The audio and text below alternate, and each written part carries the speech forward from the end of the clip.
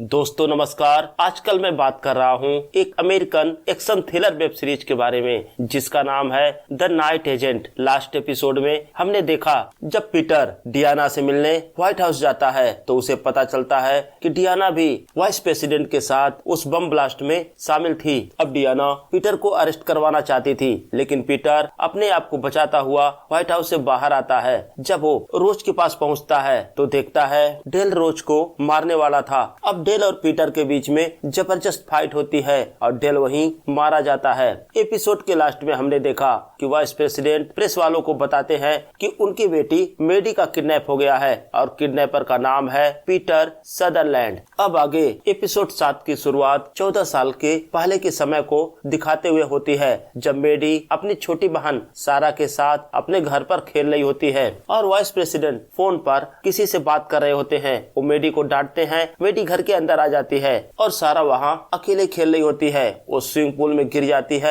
और swimming pool में डूबने से उसकी मौत हो जाती है, लेकिन वाइस प्रेसिडेंट इस गलती के लिए भी मेडी को ही जिम्मेदार मानता है। वो उसको हमेशा डांटता रहता है। अब सीन शिफ्ट होता है और हम देखते हैं वाइस प्रेसिडेंट और मेडी सारा के फ्यूनरल में जा रहे होते हैं। तो मेडी बोलती है मैं सारा के लिए प्रे करूंगी और सारा दोबारा वापस आ जाएगी। तो वाइस प्रेसिडेंट बोलते हैं ऐसा नहीं होता है, तुम्हें उसका ख्याल रखना चाहिए था और तुम्हारी वजह से वो डूबकर मर गई। अब सीन शिफ्ट होकर प्रेजेंट टाइम में आ जाता है और हम किडनैपर और मैडी को देखते हैं, जहां किडनैपर उसी दिन का न्यूज़पेपर मैडी को देता है और बोलता है फ्रंट पेज को सामने रखकर खड़ी हो जाओ। उसके बाद किडनैपर मैडी का वीडियो बनाता है। अब सीन शिफ्ट होता है और हम रोज और पीटर को देखते हैं। दोनों उसी बोट पर होते हैं। तो पीटर काफी निराश होता है क्योंकि उसकी वजह से उसका दोस्त सिस्को मारा गया था। तो रोज बोलती है इसमें तुम्हारी कोई गलती नहीं है, अगर तुमको सिस्को बुलाता तुम भी मदद करने के लिए इसी तरह आगे आते। और तुम्हें याद है जब पहले दिन मैंने तुम्हारे पास कॉल किया था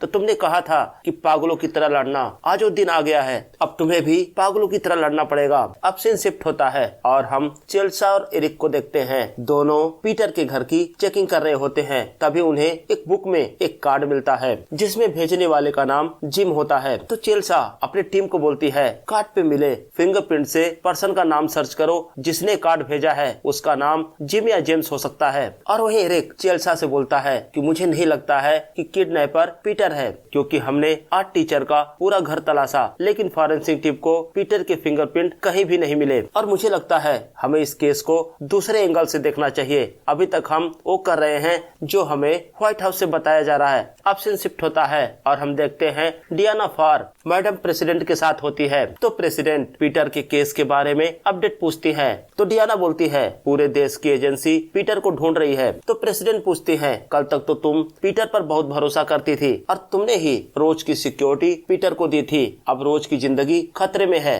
तो मुझे लगता है अब तुम्हें इस केस से दूर रहना चाहिए और ऑफिस के बाकी कामों पर ध्यान देना चाहिए। अब सीन शिफ्ट होता है और हम चेल्सा और एरिक को देखते हैं। वो दोनों उस इन्वायरमेंटल ग्रुप के ऑफिस जाते हैं जहां उनकी मुलाकात डेलन से होती है। और जब चेल्सा आर्ट टीचर के बारे में डेलन से पूछती है तो बताता है हाँ उसे जानता है। तो हमें पता चलता है उस आर्ट टीचर का नाम पॉलो है और वो आर्ट टीचर उसकी कमेटी का कोर मेंबर है। तो एडम बताता है कि हाँ उसे पता था कि पालो मेडी से मिलने वाला था। तो एरिक बोलता है कि पालो मर चुका है। तो एडम बोलता है मुझे इसके बारे में कुछ भी नहीं पता। तो एरिक डेलन को पीटर का फोटो दिखाता है। तो डेलन बोलता है मैं इसे नहीं पहचानता। फिर एरिक डेलन को उस किडनैपर का फोटो दिखाता है। तो डेलन उसे पहचान लेता है और बताता है इसका नाम मटेयो है, लेकिन बस मैं इसका नाम जानता हूँ, इसके बारे में मुझे कुछ नहीं पता। मैं इतना जानता हूँ कि मटेयो पिछले 7-8 महीनों से पालो का बॉयफ्रेंड था। अब सीन शिफ्ट होता है। हम डियाना फार, एडम और वाइस प्रेसिडेंट को देखते हैं, जहां डियाना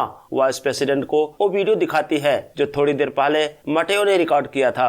और वीडियो के अंदर मटेयो की एक शर्त होती है कि वाइस प्रेसिडेंट पब्लिकली 2 दिन के अंदर एक कबूल करे कि उन्होंने ही मेट्रो में बम ब्लास्ट करवाया था, नहीं तो मटेयो मेडी के द्वारा पब्लिक के बीच में एक कबूल करवाएगा और फिर मेडी को मार देगा। लेकिन अब हम देखते हैं वाइस प्रेसिडेंट मटेयो की शर्त मानने के लिए तैयार हो जाता है। वो चाहता था कि पब्लिक के बीच में वो अपनी गलती को एक्सेप्ट करे। लेकिन वही डियाना फार और एडम वाइस प्रेसिडेंट को बोलते हैं कि अगर तुमने कन्फेस किया तो तुम्हारे साथ हमारा भी करियर डूब जाएगा और हमारे पास तुम्हारी बेटी का रिकॉर्ड किया हुआ एक वीडियो है, अगर उसे हमने पब्लिक के बीच में दिखाया तो समझो तुम्हारे लिए बड़ी प्रॉब्लम होगी। अब सीन शिफ्ट होता है और हम मटेयो और मैडी को देखते हैं, जहां मैडी मटेयो से पूछती है कि आखिर तुम मुझसे चाहते क्या हो। तो मटेयो बोलता है मैं तुम्हारे बाप से बदला लेना चाहता हूँ। तो मैडी बोलती है मैं भी अपने बाप से नफरत करती हूँ, इस काम में मैं तुम्हारा साथ दे सकती हूँ। मेरे पास एक वीडियो है, अगर वो वीडियो तुमने पब्लिक में शेयर कर दिया तो मेरे बाप का करियर खत्म समझो। लेकिन मटेयो वहाँ से चला जाता है। अब सीन शिफ्ट होता है और हम पीटर और रोज को देखते हैं और वो दोनों हॉकिंस के लैपटॉप की ब्राउजिंग हिस्ट्री चेक करते हैं। तो देखते हैं कि हॉकिंस की मौत से एक दिन पहले हॉकिंस ने इंटरनेट पर 12 लोगों के बारे में सर्च किया था। वहीं जब वो चेक करते हैं और उन्हें वहाँ एक नाम मिलता है कॉलिन हॉर्ली, जो कि मर चुका है। लेकिन पीटर को उसके केस पर डाउट होता है क्योंकि वहाँ लिखा हुआ था कॉलिन ने ड्रग्स का ओवरडोज लिया और वो मारा गया। लेकिन इसके बाद वहाँ कोई इन्फॉर्मेशन नहीं होती है और पीटर वही नोटिस करता है कि उसके केस फाइल में ना तो पोस्टमार्टम रिपोर्ट थी और ना ही अदर इन्फॉर्मेशन। तो रोज बोलती है मुझे लगता है सारी एविडेंस ऑनलाइन साइट से डिलीट कर दिए गए हैं, हमें इन्फॉर्मेशन ऑफलाइन लेनी पड़ेगी जहाँ ये डाटा रखा जाता है। अब सीन शिफ्ट होता है और हम देखते हैं इरिक और चेल्सा बेन अल्मोरा को व्हाइट हाउस में रिपोर्ट करते हैं और बेन के साथ में डियाना भी होती है, जहां एरिक उन्हें मटेयो के बारे में बताता है। वो बोलता है मटेयो भी हमारा प्राइम सस्पेक्ट है, लेकिन डियाना बार बार उसको बोलती है तुम्हारा फोकस पीटर पर होना चाहिए। और इसके बाद डियाना एडम को कॉल करती है और उसे मटेयो के बारे में बताती है और साथ ही मटेयो का एक फोटोग्राफ वो एडम को भेजती है। अब सीन शिफ्ट होता है और हम देखते हैं मटेयो दोबारा मैडी के पास आता है और उससे बोलता है कि जो एड्रेस तुमने बताया था मैं वहाँ पता लगाया, कुछ दिन पहले वहाँ रहने वाली औरत का किसी ने मर्डर कर दिया था और उस घर में एक खोया हुआ छोटा बच्चा मिला था। ये थोड़ा अजीब है और पुलिस वालों को उस घर में कुछ भी अजीब नहीं मिला, सिर्फ एक बात के बेसमेंट की एक दीवार तोड़ी गई थी। तो मैडी बोलती है मैंने वो कैमरा वही बेसमेंट में छुपाया था। तो मटेयो पूछता है आखिर उस वीडियो में है क्या। अब सीन शिफ्ट होता है और हम वाइस प्रेसिडेंट को देखते हैं जो उस वीडियो को प्ले करके अपने लैपटॉप में देख रहा होता है। वाइस प्रेसिडेंट देखते हैं कि मैडी ने एक वीडियो रिकॉर्ड किया था जिसमें वाइस प्रेसिडेंट उसे डांट रहे होते हैं उसकी बहन की मौत के लिए, जबकि मैडी बोलती है उसकी बहन की मौत का जिम्मेदार वो खुद हैं। लेकिन लोगों के बीच में वो रोकर झूठी कहानियां सुनाते हैं और हम देख पाते हैं कि वाइस प्रेसिडेंट मैडी की पिटाई कर रहे होते हैं और ये सारी चीजें उस वीडियो में रिकॉर्ड थी। और वहीं दूसरी तरफ हम एडम को देखते हैं जो घर पर रेस्ट कर रहा होता है। तभी वहाँ एलिना आ जाती है और एडम के गले पर चाकू रखकर पूछती है पीटर कहाँ है। तो एडम बोलता है अभी मुझे नहीं पता कि पीटर कहाँ है, लेकिन हम एक सौदा कर सकते हैं। मुझे पता चल गया है कि मैडी का किडनैपर कौन है और जैसे मुझे उसका लोकेशन मिलेगा मैं तुम्हें लोकेशन सेंड करूंगा, तुम उसको मार दो और उसके बदले मैं तुम्हें पीटर का एड्रेस दूंगा। अब सीन शिफ्ट होता है और हम पीटर और रोज को देखते हैं। वो दोनों उस गवर्नमेंट ऑफिस में जाते हैं जहाँ उन्हें कॉलिन वार्ली के बारे में कुछ जानकारी मिल सकती थी। तो पीटर बाहर कार में रुक जाता है क्योंकि उसका फोटो पूरे कंट्री में वायरल हो चुका था और रोज ऑफिस के अंदर जाती है। और इधर हम देखते हैं कुछ लड़के पीटर को पहचान लेते हैं, वो सब उसकी तरफ बढ़ते हैं। तो पीटर अपनी कार लेकर वहाँ से आगे चला जाता है।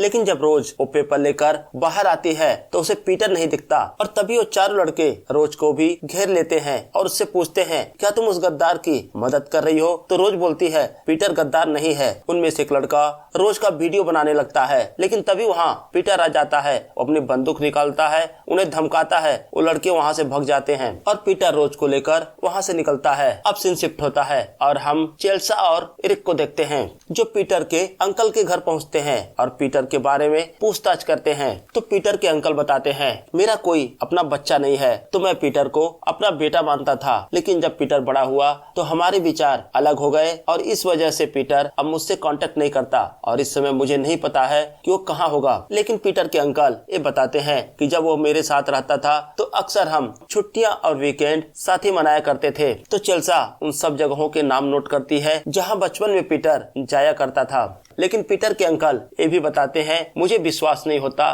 कि पीटर वाइस प्रेसिडेंट की बेटी का किडनैप करेगा। वो ऐसा लड़का नहीं है, वो तो हमेशा दूसरों की मदद करता था। तभी एरिक की नजर एक फोटो पर पड़ती है जिसमें पीटर और उसके अंकल एक बोट में बैठे होते हैं। तो एरिक पूछता है, क्या ये बोट आपकी है? तो बोलते हैं हाँ, पीटर बचपन में मेरे साथ वहाँ जाया करता था। अब सीन शिफ्ट होता है और हम पीटर और रोज को देखते हैं। पीटर कॉलिन वर्ली की फाइल चेक करता है तो देखता है पोस्टमार्टम रिपोर्ट में था कि उसकी मौत ड्रग के ओवरडोज से हुई थी और केस फाइल में लिखा था कॉलिन के पास कुछ सामान पाए गए थे, जिन सामान को उसके एक रिश्तेदार को हैंडओवर कर दिया गया था। और वहीं उन्हें एक इन्फॉर्मेशन मिलती है कि कॉलिन भी टर्न लेक इंडस्ट्री से जुड़ा हुआ था। और जब हमें कॉलिन का फोटो दिखाया जाता है तो हम देखते हैं वो मटेयो ही था। और वहीं पीटर रोज को बताता है कि कॉलिन वर्ली ने ही मेट्रो में बम रखा था, क्योंकि जब मैंने उसका पीछा किया तो मैंने देखा उसके पीठ पर भी ऐसे ही ड्रैगन का टैटू बना था। तो इसका मतलब टर्न लेक ने पहले कॉलिन का इस्तेमाल किया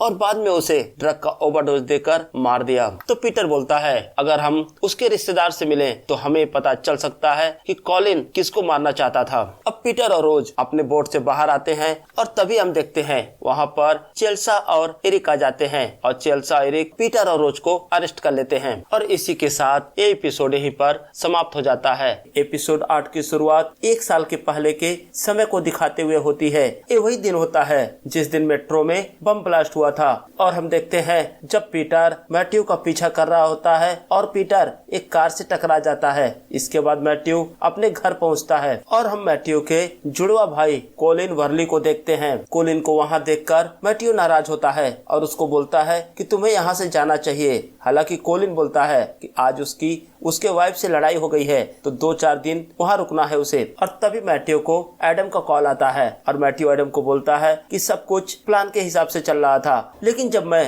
मेट्रो में बम रख के नीचे उतरा तो किसी ने मेट्रो को रास्ते में ही रोक दिया और इसलिए बम वहाँ नहीं ब्लास्ट हुआ जहाँ होना चाहिए था। तो एडम बोलता है, तुमको किसी ने देखा तो नहीं? तो मैथ्यू बोलता है, बिल्कुल नहीं। अब सीन शिफ्ट होता है और हम देखते हैं जब दूसरे दिन मैथ्यू शाम को अपने घर पहुँचता है तो देखता है उसके भाई की लाश उसके सामने पड़ी होती है और बगल में एक ड्रग का इंजेक्शन होता है। लेकिन दोस्तों यहाँ पर एक बहुत बड़ा खुलासा होता है। जब वो अपने भाई को पुकारता है तो हमें पता चलता है जो मारा गया वो मटेयो था। अभी तक जिसे हम मटेयो समझते थे एक्चुअली वो कॉलिन वर्ली है। मटेयो का क्राइम की दुनिया और नशे से कोई सरोकार नहीं था। तो दोस्तों अब यहाँ से हम मटेयो को कॉलिन कह के बुलाएंगे। अब कॉलिन समझ जाता है कि उसके भाई को एडम के लोगों ने मारा है। वो तुरंत ही अपने भाई की पर्स में अपना आईडी कार्ड रख देता है ताकि लोगों को पता चले कॉलिन वर्ली मारा गया। और अब सीन शिफ्ट होकर प्रेजेंट टाइम में आ जाता है और हम देखते हैं चेल्सा उस बोट की तलाशी लेती है जिसमें कुछ देर पहले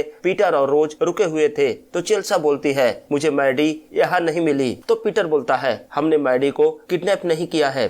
और वही रोज बोलती है कि पीटर को वाइस प्रेसिडेंट और डियाना फार ने मिलकर फंसाया है। तो चेल्सा बोलती है, वही डियाना फार जिसके लिए कल तक पीटर काम करता था। तो पीटर बोलता है, हाँ, लेकिन मुझे कल ही पता चला कि मेट्रो बम ब्लास्ट में वाइस प्रेसिडेंट और डियाना फार का हाथ है। अगर तुम्हें मेरी बात पर विश्वास ना हो तो मेरा बैग खोलो, उसमें एक फाइल है, उसमें उस शख्स का नाम मिलेगा जिसने मेट्रो में बम प्लांट किया था। जब चेल्सा पीटर का बैग खोलती है तो उसे कॉलिन की वो फाइल मिलती है और पीटर बोलता है, अगर वो बम उनके प्लान के अकॉर्डिंग ब्लास्ट होता तो इस शहर के 2 बड़े इलाके उस बम की चपेट में आ जाते। अब मुझे पूरा शक है कि ये सब उसी आदमी के लिए प्लान किया गया था जिसकी सिक्योरिटी में तुम उस दिन कैफे में थी। तुम अगर हमें बता दो कि उस दिन तुम किसको प्रोटेक्ट कर रही थी तो हमें पता चल जाएगा कि इन सब के पीछे क्या चल रहा है। तो चेल्सा बोलती है, उसका नाम छोड़ो, तुम पहले बताओ तुम्हारी कहानी में कॉलिंग कहाँ से आ गया। तो पीटर बोलता है, कॉलिंग सबसे पहले FBI की सस्पेक्ट लिस्ट में था, लेकिन इससे पहले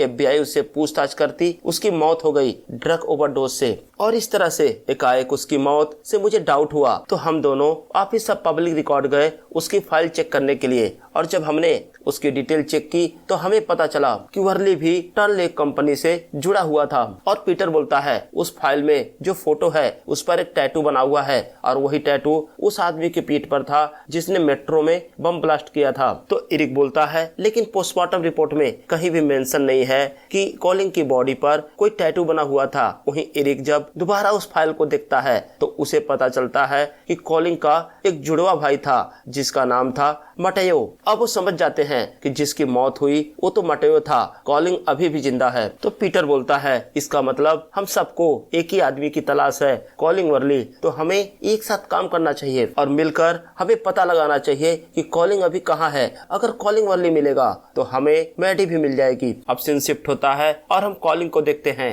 जो मैडी का वीडियो बना रहा होता है और वीडियो में मैडी बोलती है कि पापा इसकी शर्तें मान लो नहीं तो ये मुझे मार देगा। और कॉलिन वीडियो रिकॉर्ड करके एडम को भेजता है। अब एडम वो वीडियो डियाना फार को दिखाता है तो डियाना बोलती है जैसे ही हमें वीडियो वाइस प्रेसिडेंट को दिखाएंगे वो तुरंत ही रोने लगेगा और हमें डर है कहीं वो पब्लिक के बीच में जाकर सारी सच्चाई न बता दे। अब डियाना फार और एडम वाइस प्रेसिडेंट से मिलते हैं और उन्हें वो वीडियो दिखाते हैं तो एडम बताता है कि वही शख्स है जिससे हमने मेट्रो में बम ब्लास्ट करवाया था। तो वाइस प्रेसिडेंट बोलते हैं कि देखो मैडी मेरी इकलौती बची हुई संतान है और उसके लिए अब मैं कुछ भी करूंगा, तो इसलिए मैं प्रेस में जाकर सब कुछ कबूल कर लूंगा और तुम्हारा नाम भी नहीं लूंगा। तो एडम वाइस प्रेसिडेंट को धमकाता है कि अगर आप बार बार ऐसे ही प्रेस कॉन्फ्रेंस का नाम लेंगे तो मैं अपने लोगों को बोलूंगा कि एक बार आपसे आकर मिलें। तो वाइस प्रेसिडेंट बोलते हैं ठीक है, तुम लोग जैसा बोलोगे मैं वैसा ही करूंगा, लेकिन प्लीज मेरी बेटी की जान बचा लो।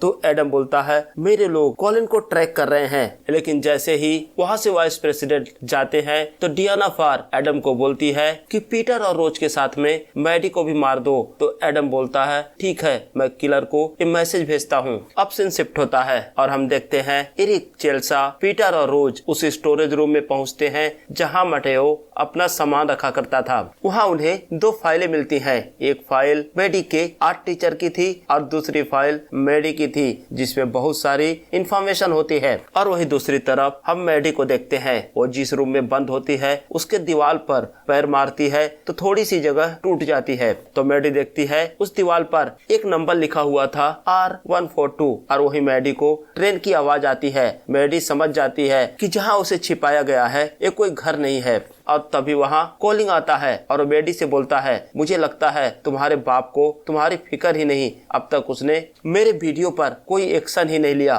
तो मैडी बोलती है हो सकता है वो वीडियो मेरे फादर तक पहुँचा ही ना हो। तुम एक काम करो, तुम दोबारा एक वीडियो रिकॉर्ड करो और सीधा मेरे फादर के नंबर पर भेजो और इस बार मुझे अपने तरीके से बात करने दो। मैं अपने फादर को बोलूंगी कि वो पब्लिक के बीच में आए और अपनी गलती को माने। अब सीन शिफ्ट होता है और हम देखते हैं पीटर चेल्सा से पूछता है कि अगर तुम बता दो कि उस दिन तुम किसे प्रोटेक्ट कर रही थी तो शायद हम एक गेस कर पाएं कि अगला टारगेट कौन है। तो चेल्सा बताती है उस दिन मैं उमार जडार को प्रोटेक्ट कर रही थी। तो पीटर बोलता है अभी तक मैं उसे सस्पेक्ट समझ रहा था, इसका मतलब उस दिन उनका टारगेट उमार जडार था। तो चेल्सा बोलती है अगर उमार जडार को मारना ही था तो इस तरह क्यों। तो पीटर बोलता है वो एक पॉपुलर नेता है, अगर उसे नॉर्मल तरीके से मारा गया उसके समर्थक रोड पर उतर आएंगे और दंगे हो जाएंगे, तो इसलिए वो लोग उसे एक ब्लास्ट में मारना चाहते थे ताकि किसी को डाउट ही ना हो। और तभी चेल्सा के मोबाइल पर मैडी का वो वीडियो मैसेज आता है। जब वो देखती है तो उसे पता चलता है मैडी उस वीडियो में कुछ मैसेज दे रही थी। जब वो मैसेज को समझते हैं तो नंबर मिलता है ट्रेन R142। तो चेल्सा समझ जाती है कि इसका मतलब अभी जहाँ मैडी को किडनैप करके रखा गया है वो ट्रेन का कोई कंटेनर हो सकता है। तो चेल्सा ये बात अपने बॉस बेन अल्मोरा को बताना चाहती थी, लेकिन पीटर उसे रोक देता है। वो बोलता है हमें नहीं पता कि कौन कौन इस साजिश में शामिल है, अगर तुमने ऐसा किया तो मैडी की जान खतरे में आ जाएगी। अब सीन शिफ्ट होता है और हम देखते हैं प्रेसिडेंट एक मीटिंग में होती हैं। तो वहाँ पर बताया जाता है कि अगले चुनाव में हम उमार जडार से समर्थन ले सकते हैं, लेकिन वाइस प्रेसिडेंट इस बात का विरोध करते हैं और बोलते हैं आप लोगों को दिख नहीं रहा है कि उमार जडार एक टेररिस्ट है। अब सीन शिफ्ट होकर दोबारा पीटर और चेल्सा पर आ जाता है, जहाँ पीटर उस कंटेनर के सीरियल नंबर से सर्च करता है तो उसे पता चल जाता है एक कंटेनर अभी कहाँ स्टोर किया गया है। तो चेल्सा बोलती है हमें बैकअप टीम को बुलाना ही होगा, हम अकेले वहाँ पर मैडी को नहीं ढूंढ पाएंगे। तो पीटर बोलता है तुमने मुझे कैसे ढूंढा था। तो चेल्सा बोलती है तुम्हारे घर पर तुम्हारे गॉडफादर का एक कार्ड रखा हुआ था और उसके थ्रू हम तुम्हारे गॉडफादर से मिले। तो पीटर बोलता है उन्होंने क्या बोला मेरे बारे में। तो चेल्सा बोलती है उन्होंने बोला कि पीटर ऐसा काम कर ही नहीं सकता। अब अब चेल्सा एरिक को कॉल करती है और उसको बताती है कि मेडी का लोकेशन हमें मिल गया है। किडनैपर ने उसे डीसी के एक कंटेनर डिपो में रखा है। मैं और पीटर वहाँ पहुँच रही हूँ, तुम रोज को लेकर वहाँ आ जाओ। अब सीन शिफ्ट होता है और हम देखते हैं पीटर और चेल्सा उस एरिया में पहुँच चुके थे जहाँ वो कंटेनर रखा हुआ था। और हम देखते हैं कॉलिन को उसके मोबाइल पर अलर्ट आता है। वो चेक करता है कैमरे में तो देखता है 2 पुलिस वाले उस कंटेनर की तरफ बढ़ रहे होते हैं। अब कॉलिन मैडी के पास जाता है, लेकिन मैडी उस कमरे के लाइट को गिरा देती है और उसके शीशे के टुकड़े को कॉलिन के पीठ पर मारती है। कॉलिन घायल हो जाता है और मैडी वहाँ से भागती है। कॉलिन गन लेकर मैडी का पीछा करता है और गोली चलाता है। गोली की आवाज सुनकर पीटर और चेल्सा आगे बढ़ते हैं और हम देखते हैं अब एरिक भी आ चुका था। तो एरिक रोज को बोलता है कि तुम अभी गाड़ी में बैठो, यहाँ बहुत खतरा है। अब एरिक आगे बढ़ता है। अब पीटर एरिक और चेल्सा से पूछता है कि क्या गोली तुमने चलाई? तो चेल्सा बोलती है नहीं। तो इसका मतलब किडनैपर अब आसपास था।